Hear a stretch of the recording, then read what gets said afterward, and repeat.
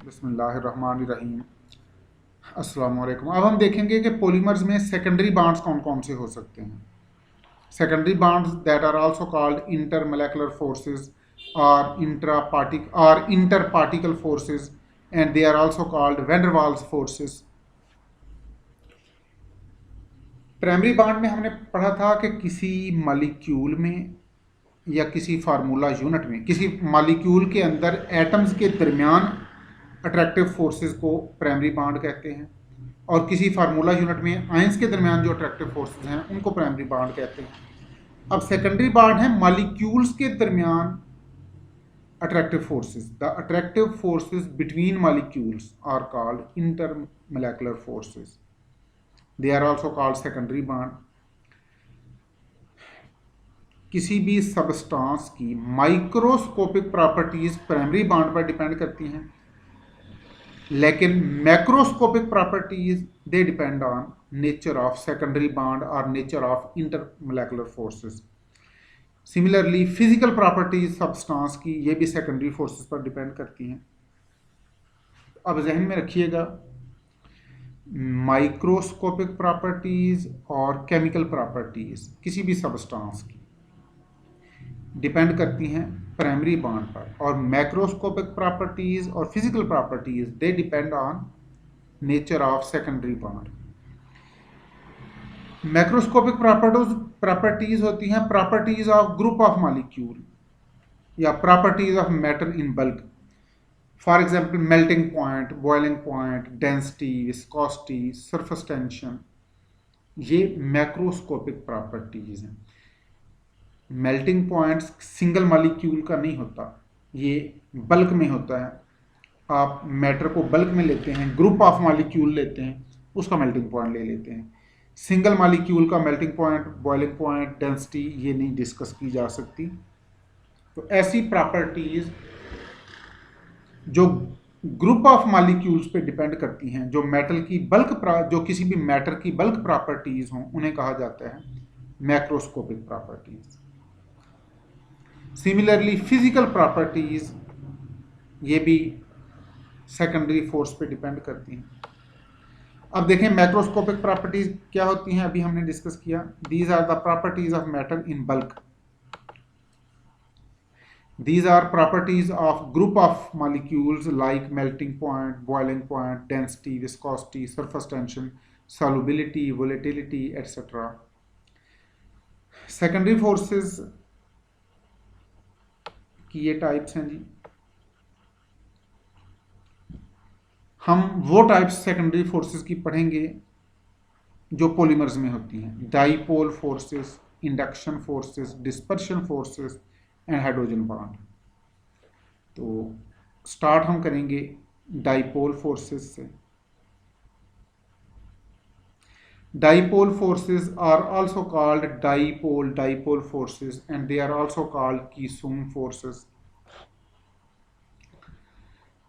Dipole forces जैसा कि नाम से जाहिर है, these are the attractive forces between permanent dipoles.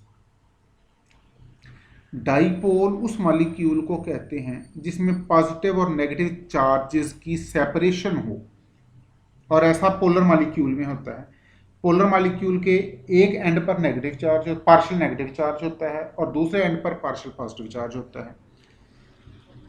Polar molecule में जिस एटम की इलेक्ट्रोनेगेटिविटी ज़्यादा होगी उस पर पार्शियल नेगेटिव चार्ज होगा, और जिस एटम की इलेक्ट्रोनेगेटिविटी कम होगी उस पर पार्शियल पॉजिटिव चार्ज होगा। तो इसलिए पोलर मॉलिक्यूल डाइपोल बनाते हैं, क्योंकि इसमें नेगेटिव पोल भी होता है, पॉजिटिव पोल भी होता है। तो एक पोलर मॉलिक्यूल के पॉजिटिव पोल और दूसरे पोलर मॉलिक्यूल के नेगेटिव पोल्स के दरमियान जो अट्रैक्टिव फोर्स है, इसे कहा जाता है secondary force. And this type of secondary force is called dipole force. So attractive force between permanent dipole of different molecule is called dipole force, and attractive force between positive end of one molecule and negative end of other molecule is also called dipole force, or we can say attractive force between polar molecules is called dipole force. Dipole force बहुत strong है, but it is very very weak as compare to covalent bond. Dipole force की strength covalent bond के मुकाबले में almost 1% होती है, यानी 100 गुना ये वीकर बॉन्ड है as compare to covalent bond. These forces depend on temperature because these forces depend on alignment of molecule. Alignment of molecule का मतलब है कि मॉलिक्यूल की अलाइनमेंट इस तरह से हो कि एक मॉलिक्यूल का पॉजिटिव एंड दूसरे मॉलिक्यूल के नेगेटिव एंड के करीब हो, देन ये एक दूसरे को अट्रैक्ट करेंगे। और टेम्परेचर चेंज हो जाए तो ये अलाइनमेंट इस तरह से नहीं रहेगी, इसलिए ये फोर्स भी फिर इफेक्टिव नहीं रहेगी। Now, another type of van der Waals force in polymer molecule, induction force, that is also called dipole induced dipole force.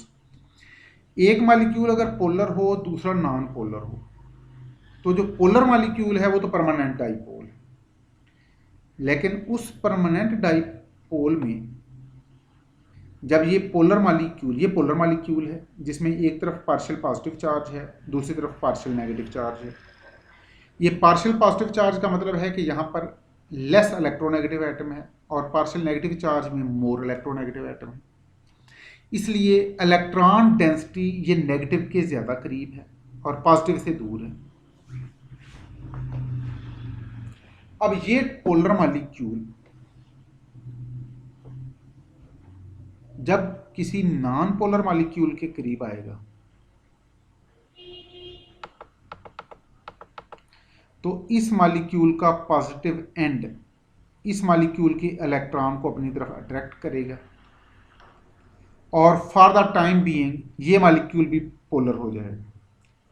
अब ये एक मॉलिक्यूल पहले से डाइपोल है जिसको हमने कहा परमानेंट डाइपोल, और दूसरा मॉलिक्यूल इस मॉलिक्यूल की वजह से डाइपोल बन गया, तो ये परमानेंट डाइपोल है और ये इंड्यूस्ड डाइपोल है। इस परमानेंट डाइपोल और इंड्यूस्ड डाइपोल के दरमियान जो अट्रैक्टिव फोर्सेस हैं they are called dipole induced dipole force and they are also called induction forces.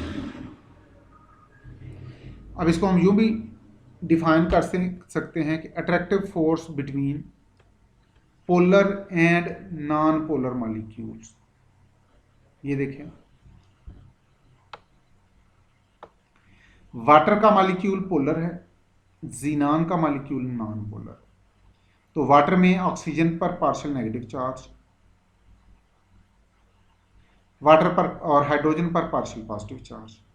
जब वाटर का मॉलिक्यूल जीनान के या किसी भी नॉन पोलर मॉलिक्यूल के करीब आएगा तो इसके इलेक्ट्रॉन जीनान के इलेक्ट्रॉन को रिपेल करेंगे और वाटर मॉलिक्यूल का जो पार्शियल पॉजिटिव चार्ज है ये जीनान के इलेक्ट्रॉन को अपनी तरफ अट्रैक्ट करेगा। इस तरह ये जीनान का मॉलिक्यूल या कोई भी अगर और नॉन पोलर मॉलिक्यूल है तो जितनी देर वो वाटर के करीब रहेगा वो भी पोलर बन जाएगा, थोड़ी सी देर के लिए। तो ऐसे पोलर को कहते हैं इंड्यूस्ड डाइपोल।